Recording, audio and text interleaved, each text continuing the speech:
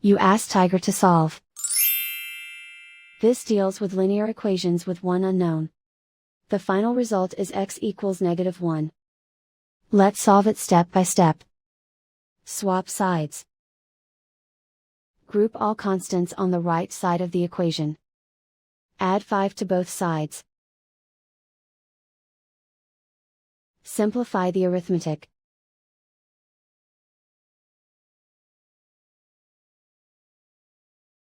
Isolate the b. Divide both sides by -3. Cancel out the negatives. Simplify the fraction. Move the negative sign from the denominator to the numerator. Simplify the fraction.